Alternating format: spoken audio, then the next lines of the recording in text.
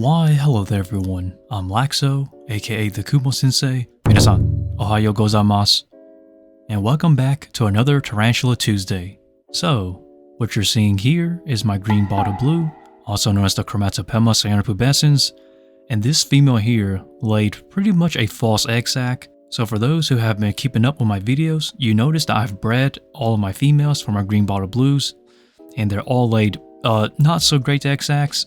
And there was only one survivor, Nemo, and I will update you guys on that one survivor, that one little baby, but allow me to explain. So it's been a little bit of time already, and all of my females have molted out, and one still had a little bit of weight on her. And honestly, I thought she was gravid, but upon candling the female, which is this one you're seeing, she did not have any eggs in her. Now for those who are unfamiliar with tarantula breeding, when a tarantula becomes gravid and her abdomen starts to plump up with eggs, there's a method called candling, which is essentially putting an LED light under her abdomen to see if she has eggs. If she does, the lights will reflect an orange-like color on her abdomen. If not, then there will be nothing.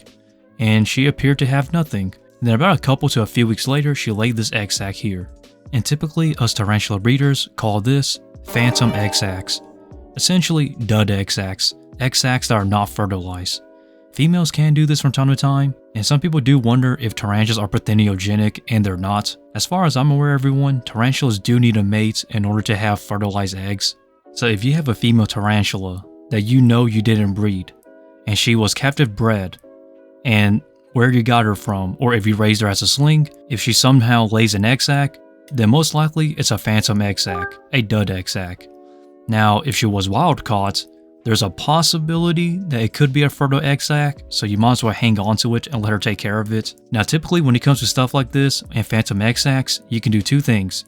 You can just take them out, or you can just leave it with the mom and she'll pretty much eat her own eggs to reabsorb them, just to gain some lost nutrients and whatnot. Honestly, when it comes to phantom egg sacs, they're not really a big deal, so you can just leave these with the mother and she'll either eat the phantom egg sac to reabsorb the nutrients and whatnot, or she can just abandon it. It really just depends. Or you can just take it out.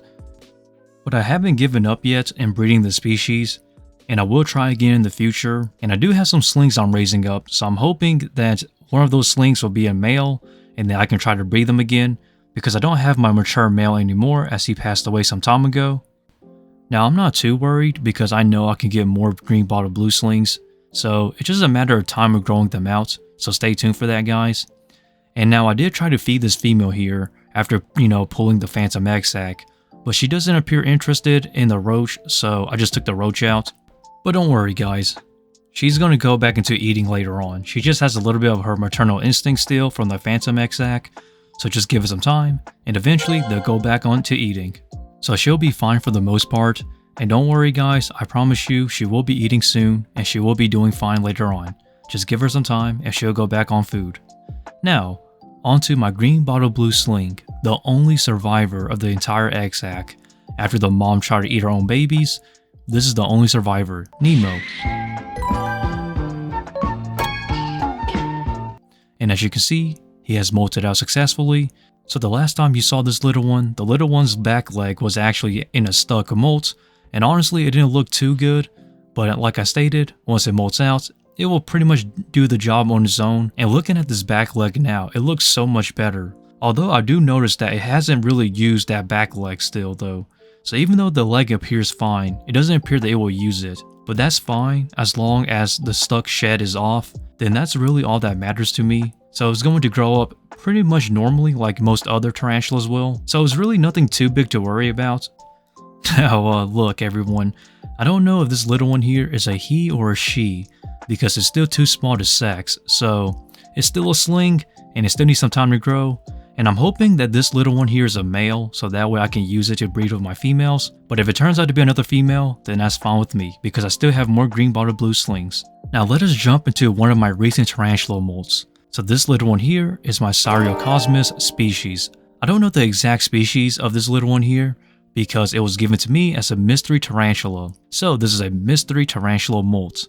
And this molt here is very tiny. It's only about an inch or 2.5 centimeters in leg span. And this little one honestly hasn't really grown much from this latest molt. And I don't know exactly how long ago it molted, It looks to be around 3 to 4 days ago. I'm just guessing here. But either way though, it looks very beautiful. And yes, it tried to grab the molt. I don't know why. Now initially I thought that was a feeding reaction, which I thought, hey, it's been a while then that this little one has molted and it could be ready to feed. So I did try to give it a mealworm, but it wasn't interested. I don't know exactly why it has this feeding response, especially if it's still freshly molted. It's just, interesting, I guess. But yeah, based on this feeding response, it's still freshly molted and still needs some time to actually harden up. So I'm going to give this one a couple more days, or a few more days, until it's ready to feed. And honestly, I still wish I knew what it was. Now I did read the comments from the video where I introduced this mystery tarantula, and a lot of you seem to agree with me that this is a Cyriocosmus species. As for what species, we still don't know. I'd say this is a Cyriocosmus aeri, but hey, everyone has their own speculations. This little one here is going to be labeled as Cyriocosmus species, and that's it. This little one is only a pet only, so this one here is a pet in my collection. And honestly, it's a pleasure to have, despite being, a dwarf and a small species. So I'm going to wrap it up around here for Tarantula Tuesday. I'm Laxow, aka the Kumo Sensei. Please feel free to like, comment, and subscribe, and stay updated to whenever I upload here on the channel. I upload every single Tuesday and Friday, so please feel free to do so, and stick around. Also, follow me on my social medias, and support me on Patreon. And with that, stay lax, and Laxow out from the Kumo Sensei.